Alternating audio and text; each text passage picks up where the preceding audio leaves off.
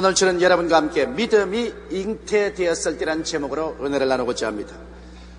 어머니가 어린아기를 잉태하지 않고는 낳을 수가 없는 것처럼 믿음도 성령님의 역사로 우리 마음속에 지극히 연약한 형태라도 잉태되어야만 되는 것입니다. 마음속에 성령의 역사가 일어나서 믿음의 삭이 트지 않고는 인간의 힘으로는 절대로 믿음을 가질 수가 없습니다. 그러므로 이와 같은 믿음의 잉태가 없이는 아무리 우리가 입술로 중언 부언 기도해봤자 믿음으로 행하지 않은 기도는 효과가 없습니다. 그러므로 일단 마음속에 성령으로 말미암아 믿음이 심어지면 이 믿음이 장성할 수 있도록 우리들은 끊임없이 노력하지 아니하면 안 됩니다. 많은 사람들은 믿음이 심겨지고 난 다음 그대로 내버려 두기 때문에 세상의 잡초가 무성하게 자라서 그러면 그 믿음의 숨을 죽여버리고 마는 것입니다. 오늘 저는 어떻게 하면 마음에 심어진 믿음을 성장해서 이 믿음을 통하여 위대한 하나님의 역사들을 성취시킬 수 있을까? 이 문제에 관해서 여러분과 함께 알아보고자 합니다. 첫째로, 여러분, 우리 믿음이 성장하기 위해서는 하나님은 기적의 하나님이시라는 것을 마음속에 깊이 인식해야만 됩니다. 우리가 그저 윤리적으로, 도덕적으로, 종교적인 하나님을 믿는다면 우리의 믿음은 성장하지 않습니다. 이스라엘이 하나님께 범죄함으로 말미암아 하나님이 이스라엘을 미디안에게 내주매 미디안이 이스라엘을 심히 핍박했었습니다. 농사지을 때 와서 전부 짓밟아서 사기난 농사를 다 멸하게 하고 또 추수때는 와서 추수한 것을 다 빼앗아가는 이런 일 때문에 이스라엘이 몹시 궁핍해지고 그들은 집을 떠나서 산과 들에 살았었습니다. 이럴 때 기디온이라는 사람이 추수를 해서 타작을 하는데 숨어서 포도즙 털에서 타작을 하고 있었습니다. 그런데 하나님의 천사가 나타나서 그에게 말하기를 하나님의 위대한 용사여 주님께서 당신과 같이 계시도다 그렇게 말하셨습니다. 기디온이 이 말을 듣고 난 다음 마음에 굉장히 당황했었습니다. 그리고 기디온은 중대한 질문을 했었습니다. 만일 야훼 하나님께서 우리와 같이 계신다면 왜 오늘날 우리가 이와 같이 비참한 삶을 살고 있습니까? 만일 야훼 하나님이 우리와 같이 계신다면 모세가 말한 것처럼 그 기사와 이적이 어디 있으며 이스라엘 백성을 애굽에서 기사와 이적으로 홍해수를 가르고 인도해내었다는 그 일들이 어디에 있습니까? 중대한 질문을 했었습니다. 바로 여기 기디온이 질문한 이 질문이 하나님이 살아계시면 또 살아계신 하나님의 계심을 믿은 믿음이 있으면 어떠한 역사가 반드시 일어나야만 한다는 것을 말하고 있는 것입니다. 하나님이 살아계신다면 하나님은 반드시 압제해서 해방을 해주시고 절망에서 소망으로 죽음에서 삶으로 주시는 하나님이라는 것입니다. 그리고 기사와 이적과 능력으로 하나님께서는 우리를 돌보아 주신다는 것입니다. 여러분, 이것은 정말 참말입니다. 살아계신 하나님을 우리가 믿으면 하나님께서는 우리를 죄악에서 구출해 주시고 성령을 주시고 우리를 질병에서 치료해 주시며 마귀를 멸하여 주시고 저주에서 건져 주시고 소망을 주실 것은 당연한 이치인 것입니다. 주님 말씀하기를 도적이 오는 것은 도적질하고 죽이고 멸망시키는 것뿐이요 인자가 온 것은 양으로 생명을 얻게 하되 또 풍성히 얻게 하려 왔다고 말씀을 하셨습니다. 하나님은 우리의 아버지시요 좋은 하나님이시기 때문에 하나님이 계신다면 우리를 압제와 슬픔과 절망에 짓밟아 놓을 리가 만무한 것입니다. 그러므로 오늘날 우리가 여러분 진실로 우리의 믿음을 가지고 또 우리 믿음이 성장케 하려면 하나님에 대한 올바른 인식을 가지고 있어야만 되는 것입니다.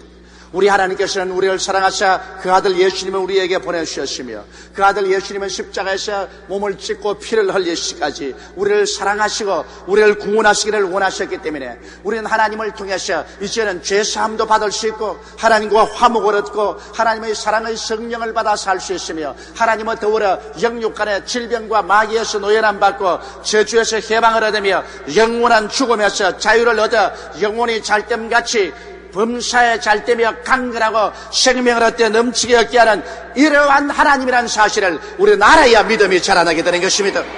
그렇기 때문에 기드온이 하나님이 너와 같이 계신다고 말하니까 당장 예리한 질문을 한 것이 그것입니다. 하나님이 같이 계시면 이 모든 절망에서 우리를 건져줘야 될 것이 아닙니까?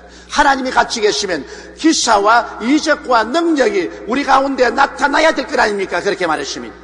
성경 역사를 통해서 볼 때 하나님이 임재하시면 언제나 기사와 이적과 능력이 나타나신 것입니다.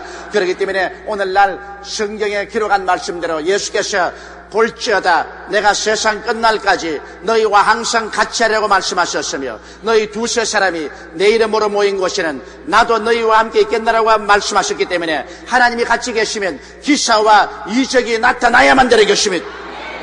하나님의 능력과 하나님의 구원한 역사가 나타나지 않는다면 그것은 종교만 가지고 있었지 살아계신 하나님은 함께 계신다고 말할 수가 없는 것입니다. 오늘 많은 교회와 많은 교인들이 종교는 가지고 있고 형식과 의식은 가지고 있지만 살아계신 하나님은 모시고 있지 않습니다. 그 증거로 하나님이 살아계신다면 우리 가운데 기사와 이적과 하나님의 능력과 구원의 은혜가 나타나야만 되는 것입니다. 기드온의 질문처럼 이러한 질문을 오늘 우리가 다 할 수 있어야만 하는 것입니다.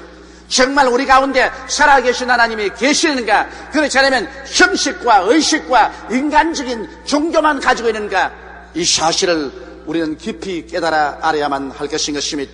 우리 가운데 우리는 종교적인 형식이나 의식이 아니라 정말 살아계신 하나님이 계심으로 우리 주 예수를 믿고 십자가 밑에 나오면 하나님의 임재하심 때문에 우리는 모든 압제에서 해방을 얻고 하나님의 은혜와 사랑과 자비와 구원을 체험할 수 있어야만 하는 것입니다. 이와 같은 하나님에 대한 분명한 의식을 가지고 있어야 우리가 믿음이 자라지. 그냥 종교적으로 의식적으로 왔다 갔다 해서는 그것은 살아있는 믿음도 아니요, 그것은 아닌 형식이지 기적을 동반한 믿음은 될 수가 없는 것입니다. 하나님은 기적의 하나님이심을 우리가 분명히 알고 이 하나님은 어떠한 하나님인 것을 분명히 알아야 우리의 믿음이 자라는 것입니다. 둘째로 우리의 믿음이 자라기 위해서는 우리는 하나님과 같이 생각하고 말하고 행동할 수 있어야 되는 것입니다. 하나님이 우리처럼 사시는 것이 아니라 우리가 하나님처럼 생각하고 말하고 행동할 수 있어야만 되는 것입니다. 하나님께서는 없는 것을 있는 것 같이 부르시는 하나님인 것입니다. 하나님은 과거와 현재와 미래란 이러한 구분된 시간 속에 살고 있지 않습니다. 하나님은 영원 속에 계신 것입니다. 그러므로 하나님은 모든 것이 현재인 것입니다. 과거도 현재처럼 하나님 가지고 계시고 미래도 현재처럼 하나님 가지고 계신 것입니다. 그러므로 하나님 앞에는 과거나 현재나 미래가 감추인 것이 하나도 없습니다. 이러므로 우리 예수 믿는 사람들은 이 3차원적인 제한의 세계에서 떠나서 하나님이 생각하고 말하고 행동하는 것처럼 우리도 없는 것을 있는 것처럼 부를 수 있는 마음의 자세가 되어야 하나님과 함께 믿을 수가 있는 것입니다. 여러분, 아브라함이 하나님께 부름을 받아서 하나님께 복을 받게 된 것입니다. 그래서 아직 자식을 낳기 전에 하나님께서 아브라함에게 자식을 주겠다고 말씀하셨습니다. 아브라함의 자식들이 하늘의 별과 같고 땅의 모래와 같이 많겠다고 말씀하셨습니다. 그러나 아브라함은 사람처럼 생각하기 때문에 아직 자녀가 없습니다. 그런데도 불구하고 하나님은 아브라함을 하여금 강제로 하나님처럼 생각하게 만들었습니다. 그러기 위해서 아브라함의 이름을 바꾸었습니다. 아브라함이 아브라함으로, 그 아내 사라가 사라로 이름을 바꾸었습니다. 아브라함이란 많은 민족의 조상이란 말이고 사라란 많은 자식의 여주란 말인 것입니다. 하나님은 강제적으로 아브라함과 그 아내 사라가 하나님처럼 생각하고 하나님처럼 말하도록 만들어 놓은 것입니다. 그들은 이름을 매일같이 부릅니다. 그 부인이 남편 부를 때도 아브라함이라고 부릅니다. 또 남편이 아내 이름도 사라라고 부릅니다. 매일같이 강제적으로 그들은 자식이 없는데도 불구하고 많은 민족의 아버지여, 많은 자식의 여주여 이렇게 불렀었습니다. 이러므로 하나님처럼 생각하고 하나님처럼 말하고 하나님처럼 행동하도록 하나님께서는 강제로 그렇게 하신 것입니다. 이것은 우리 사람이 믿음의 생활을 하려면 하나님과 동등한 레벨로 생각하고 말해야 되는 것입니다. 이렇기 때문에 성경에는 마가복음 11장 24절에 무엇인지 기도하고 구한 것은 받은 줄로 믿어라, 그래야 하면 그대로 되라 말했습니다. 이것도 하나님처럼 생각하고 하나님처럼 말하는 것입니다. 항상 기도하고 난 다음에 아버지여 장차 구원받을 줄 믿습니다. 장차 성령 주실 줄 믿습니다. 장차 병이 나을 줄 믿습니다. 장차 하나님의 복을 받을 줄 믿습니다. 장차 천당 갈 줄 믿습니다. 그것은 무덤에 들어갈 때까지 장차 그것을 죽을 수 있는 것입니다. 그러므로 하나님은 장차가 아니라 하나님은 지금 이 시간에 없는 것을 있는 것 같이 생각하고 말하고 행동하라는 것입니다. 이렇기 때문에 꿈을 갖는 신앙이란 얼마나 중요한지 모릅니다. 이와 같은 삶이란 우리 마음속에 꿈을 갖지 않고는 절대로 그렇게 할 수가 없는 것입니다. 없는 것을 있는 것 같이 어떻게 생각하고 우리가 말하고 행동할 수 있겠습니까? 그것은 현실적인 이와 같은 오감각을 초월해서 우리의 마음속에 꿈의 세계를 가져야 되는 것입니다.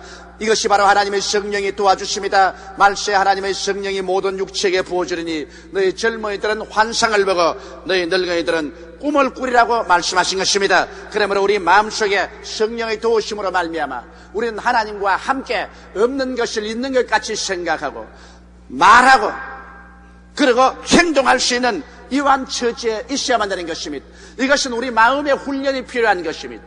그러지 않고 우리가 항상 입술로만 믿습니다 하고 이것을 언제나 장래로 밀어놓으면 이것은 하나님과 함께 생각하는 것이 아니기 때문에 하나님과 함께 일할 수가 없는 것입니다. 눈에는 아무 증거 안 보이고 귀에는 아무 소리 안 들리고 손에는 잡히는 것 없고 내 앞길이 캄캄해도 나는 하나님 말씀에 섰으면 이미 기도했으면 없는 것을 있는 것 같이 부여잡는 것입니다. 이미 없는 것을 있는 것 같이 머릿속에서 생각하고 보고 그리고 없는 것을 있는 것 같이 말하고 없는 것을 있는 것 같이 행동하면서 감사하면 바로 그 속에 하나님이 들어오게 되는 것입니다. 그리고 우리는 하나님 속에 들어가게 되는 것입니다. 그래서 하나님과 함께 역사함으로 말미암아 그 믿음을 통해서 진실로 없는 것이 있는 것으로 만들어내는 창조적인 역사를 베풀게 되는 것입니다. 하나님이 들어와서 일할 수 있는 공간을 만들어 드려야만 되는 것입니다. 인간적으로 살면은 하나님이 인간 속에 들어와서 인간과 똑같이 생각하고 말하고 행동할 수는 없습니다. 사람이 하나님이 우리 속에 들어와서 일할 수 있도록 하나님처럼 생각하고 하나님처럼 말하고 하나님처럼 행동하는 공간을 만들어 드려야 되는 것입니다. 그러면 하나님께서 들어오셔서 오늘날 또 하나님은 우리 가운데서 위대한 역사를 베풀어 주시는 것입니다. 오늘날 성경을 잘 아는 사람도 많고 기도를 잘 하는 사람도 많지만은 진실로 잘 믿는 사람이 지극히 적습니다. 이러므로 주님께서 내가 이 세상에 올 때 믿는 자를 보겠느냐고 탄식하셨습니다. 나의 의인은 믿음으로 말미암아 살리라고 성경은 말씀하고 있는 것입니다. 이러므로 하나님 말씀을 통해서 여러분이 진실된 믿음을 갖게 되시기를 주의 이름으로 축원합니다. 셋째로 우리가 믿음이 자라기 위해서는 환경에 대한 대응을 할 수 있어야만 되는 것입니다. 왜냐하면 우리가 아무리 믿고 난 다음에도 이 감각적인 환경의 도전이 혁심합니다. 마음속으로는 믿었는데 그러나 내 육체의 감각을 통해서 내 환경을 통해서 내 마음에 믿은 것과 정반대적인 현상이 일어나서 내 마음의 믿음을 습격해서 내 마음의 믿음을 깨뜨리려고 하는 것입니다. 더구나 원수마귀는 여러분 마음속에 심어진 믿음의 씨앗을 빼앗아내기 위해서 여러분의 감각을 통해서 공격하고 여러분의 환경을 통해서 공격합니다. 마귀가 없다고 생각하면 절대로 안 됩니다. 여러분 마귀는 눈에 보이지 않는 형태로 시시각각으로 우리를 공격합니다. 그렇기 때문에 예수님께서는 이 세상을 떠날 때 주의 백성들에게 부탁한 제일 첫째 말씀이 너희가 내 이름으로 귀신을 쫓아내라고 말한 것입니다. 이것은 오늘날 교회가 등한히 여기고 오늘날 성도들은 등한히 여깁니다. 그 때문에 귀신이 이 무지를 통해서 들어와서 우리 마음의 신앙을 낱낱이 빼앗아갑니다. 저는 언제나 잠자리에 들어가기 전에 제일 먼저 귀신부터 쫓아냅니다. 나사렛 예수 이름으로 명하노니 나를 회방하는 원수 귀신아 내게서 떠나가라. 귀신을 물리치고 내 마음의 평안을 가지고 잠을 잡니다. 나는 아침에 일어날 때 제일 먼저 기도하기 전에 귀신부터 쫓아냅니다. 내 마음을 회방하고 내 마음에 여러 가지 고통을 가져오는 원수 귀신아 회방하는 원수 마귀야 예수 이름으로 명하노니 물러갈지어다. 귀신을 쫓아내고 난 다음 보혜사 성령님을 인정하고 환영하고 모시드리고 의지합니다. 성령이 오늘 저를 이끌어 주시옵소서. 저는 무엇을 하기 전에 반드시 귀신부터 먼저 쫓아냅니다. 왜냐하면 주님께서는 우리에게 항상 귀신부터 먼저 쫓아내라고 말한 것입니다. 우리 눈에 안 보이지만 귀신은 와서 우리의 신앙을 도적질하고 죽이고 멸망시키려고 하기 때문인 것입니다. 아브라함 보십시오. 아브라함도 그 마음의 믿음을 바라셨습니다. 그 아들이 하늘의 별과 같고 땅의 모래같이 많은 자손을 주실 것이라고 하나님은 약속을 받으셨습니다. 마음속에 그 믿음을 받았지만 그 몸은 백세나 되어 죽은 것 같이 느꼈습니다. 사라의 태도 90이 되어서 죽은 것 같이 느껴졌습니다. 그러므로 의심이 무섭게 그의 마음속에 공기가 들어왔습니다. 자기 몸이 100살이 났대요. 죽은 것 같고 사라의 태에 죽은 것 같은데 어떻게 자식을 얻냐. 마음에는 믿었지만 육신에 무서운 공격이 들어온 것입니다. 그래서 믿음을 약화시키고 죽이려고 애를 쓴 것입니다. 여러분, 이와 같은 공격을 당했을 때 아브라함은 어떻게 했습니까? 그는 하나님의 약속의 말씀을 기억했었습니다. 그런 하나님의 약속의 말씀을 기억하고 하나님이 약속하신 말씀은 반드시 이룰 줄 믿었었습니다. 그래서 늘 말씀을 묵상하고 늘 말씀을 생각하고 늘 말씀을 확실히 믿고 감사드렸습니다. 이러므로 우리가 믿음을 견고하게 지키기 위해서는 우리는 하나님의 약속의 말씀을 늘 읽고 묵상해야 되는 것입니다.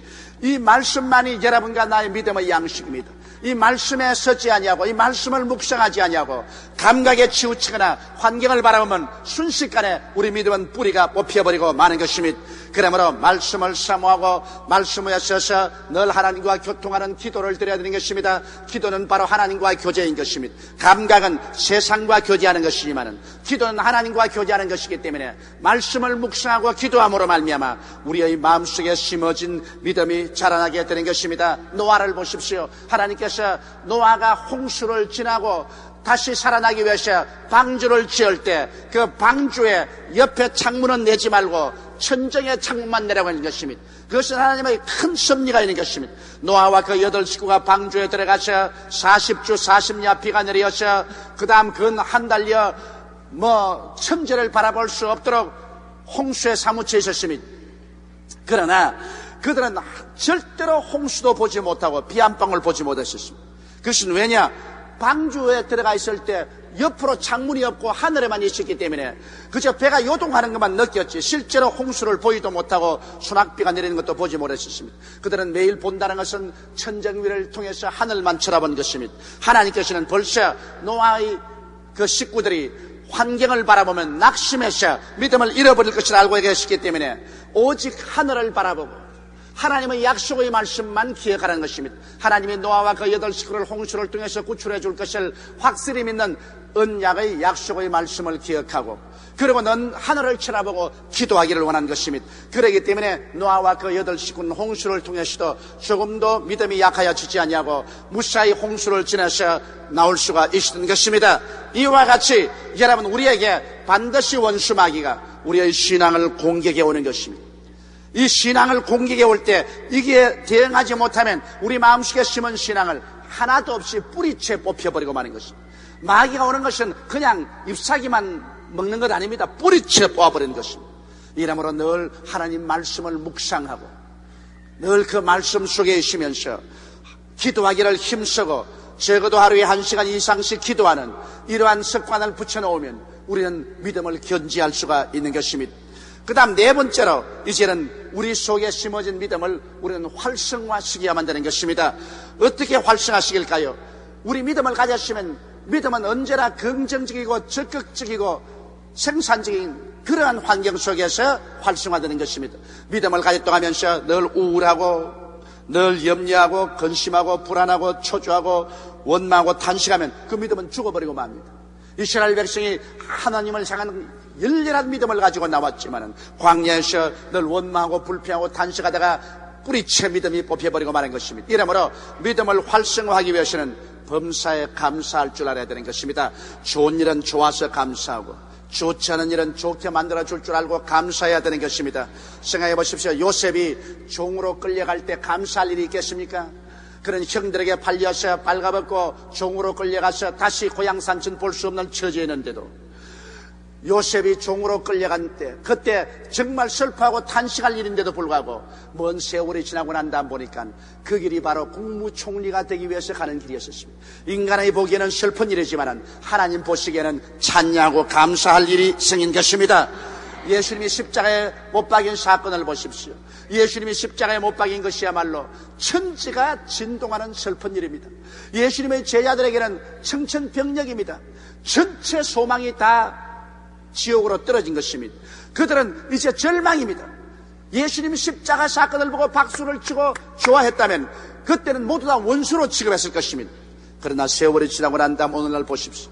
우리 인류 역사 가운데 가장 감사하고 가장 찬양해야 될 일이 예수님이 십자가에 못 박인 사건인 것입니다. 예수께서 잡혀서 양손과 양발에 못이 박히시고 몸짓고 피를 흘렸어서 그 살을 우리에게 주시고 그 피를 우리에게 주신 이 사건이야말로 온 인류를 구원한 사건이요 우리 개인을 구원한 사건이기 때문에 이것은 슬퍼할 사건보다도 얼마나 기뻐하고 감사하고 감사해야 될 일인지 모르는 것입니다. 그렇기 때문에 사람의 눈으로 볼 때 절망이라도 하나님의 눈으로 보실 때는 먼 장래를 바라볼 때 그것은 크나큰 기쁨으로 변화되고 마는 것입니다. 저는 예수를 잘 믿는 어떤 사람의 이야기를 들었었습니다. 휴일날 자기 지붕을 좀 고치기 위해서 사락다리를 놓고 입에다가 못을 잔뜩 물고 그리고 망치를 들고 사락다리를 올라가는데 서툴러서 반쯤 올라가다가 흔들흔들 해가지고서 하다가 그만 사락다리가 넘어졌습니다. 그 바람에 망치도 떨어뜨려버리고 내려오다가 놀래가지고 입에 물은 못을 다 삼켜버리고 말하셨습니다. 그러니 못이 다 위장에 들어가시 어떻게 했습니까? 내려와서 상처를 입고서 그거를 털면서 동리 사람들이 와서 부축해 주니까 일어나면서 감사합니다, 감사합니다, 아이고 감사합니다, 아이고 감사합니다. 그래서 동리 사람이 그랬다. 야, 이 사람아, 사락다리에 떨어졌으니 감사할 것도 없고 못을 삼켰으니 이제 가서 수술을 받아야 될 것이니 뭘 감사하니까는 아이고 못을 입에 물었기에 망정이지 망치를 물고 있었으면 망치를 삼켜버렸으면 이 자리에 당장 죽었을 것인데 못을 물고 있었으니 이게 얼마나 감사합니까? 사람이 감사하게 생각하면 그 어떠한 환경에도 더 비참한 환경에 비교해서는 감사할 수가 있는 것입니다. 믿음이란 감사하는 환경 속에서 자라나지 원망과 불평과 탄식하면 믿음은 뿌리째 뽑혀버리고 마는 것입니다. 그리고 우리가 믿은 바를 계속 입으로 시인해야만 되는 것입니다. 우리가 믿은 바를 입으로 부인하면 안 됩니다. 믿은 바를 입술로 시인하면 이것은 하나님을 인정하는 것입니다. 하나님이 그렇게 말씀하셨으니 나도 하나님 말씀을 그대로 복창합니다. 그러므로 하나님을 인정하는 것이기 때문에 입술로 시인할 때마다 하나님을 영화롭게 하고 하나님을 찬양하는 것이 되고 하나님은 참되시다는 것을 증언하는 것이기 때문에 하나님이 영광을 받으시고 기뻐하는 것이요, 또 우리가 입술로 시인할 때 자기의 믿음이 강해지는 것입니다. 왜냐하면 혀는 우리 지체 중에 지극히 적은 것이나 온 몸을 다 의거하는 것입니다. 혀로서 부정적인 말을 하면 온 몸 전체가 다 부정적인 세력에 잡힙니다. 그러나 혀로서 긍정적인 말을 하면 온 몸 전체가 다 긍정적인 믿음으로 굳세게 잡히게 되는 것입니다. 그렇기 때문에 성경에 무엇이든 땅에서 우리가 매면 하늘에서 매일 것이요 땅에서 풀면 하늘에서 풀리라고 하는데 매고 푸는 것은 우리 입술의 말로서 그렇게 할 수 있게 되는 것입니다. 이러므로 우리는 끝까지 믿었으면 믿음으로 말미암아 굳세게 입술로 시인해야 되는 것입니다. 우리는 예수 그리스도의 십자가 보혈로 죄 용서함 받은 것을 시인해야 되는 것입니다. 어리가나 나는 용서받은 의인입니다. 나는 용서받았기 때문에 이제 하나님께 의인이 되어서 나설 수 있다는 것을 감정에 있지 말고 시인해야 되는 것입니다. 우리는 예수 그리스도의 십자가를 통해서 하나님께로부터 화해를 얻고 성령이 우리 속에 와 계신다고 시인해야 되는 것입니다. 성령이 눈에 안 보이지만은, 성령이 손에 안 잡히지만은 약속한 말씀대로 굳세게 입술로 시인할 때 성령께서 우리 속에 역사하는 것입니다. 우리가 또한 예수께서 우리 연약한 것을 친히 담당하시고 병을 짊어지고 가신 것을 믿었으면 굳세게 시인해야만 되는 것입니다. 내게 어떠한 감각이 있을지라도 상관하지 말고 제가 채찍에 맞음으로 나음을 입었다고 굳세게 시인할 때 그 말씀이 하늘을 진동하고 내 마음을 진동하고 그 말씀이 기적을 베풀어 주시는 것입니다. 우리는 예수로 말미암아 십자가에서 저주를 다 청산해버리고 우리는 해방되어 아브라함의 복을 받았다는 사실을 거듭 하나님께 시인해야만 되는 것입니다. 그래서 하나님을 영화롭게 하고 하늘나라에 확실한 믿음의 고백을 두고 내 전 심신을 다 그 믿음 속에 붙잡아 놓아야 그 믿음을 통해서 하나님이 역사하는 것입니다. 우리는 이제 사망에서 생명으로 옮겼었으며 우리는 그리스도의 강림하신 날에 부활해서 성천에서 그리스도의 영광 속에 들어간다는 이 위대한 진리를 끊임없이 우리 입술로 시인해야만 되는 것입니다. 성경 말씀하기를 내 마음에 믿어 이어 이르고 입으로 시인하여 구원에 이른다고 말씀한 것입니다. 우리가 입으로 시인하는 것이 우리 믿음을 굳세게 잡는 도리인 것입니다. 성경은 우리에게 말씀합니다. 할 수 있거든이 무슨 말이냐? 믿는 자에게는 능치 못하심이 없나니라. 내 믿은 대로 될지라고 말씀하는 것입니다. 바울 선생께서는 고린도 교인들에게 나는 심었고 아볼로는 물을 주었으되 자라게 나시는 하나님이시라고 말씀하신 것입니다. 우리의 믿음을 우리는 심고 우리는 끊임없이 이렇게 물을 줄 때 하나님께서 우리 믿음을 자라게 만들어 주시는 것입니다. 이러므로 우리는 기적적인 하나님을 믿고 우리의 마음속에 꿈을 저버리지 말며 환경의 의심의 도전에 대응하고 믿음을 활성화시키는 입술의 시인을 계속할 때 하나님께서는 우리 믿음을 자라게 하시고 우리 믿음을 통해서 우리는 운명과 환경을 정복하며 하나님의 기적을 가지고 인생을 살게 만들어 주시는 것입니다.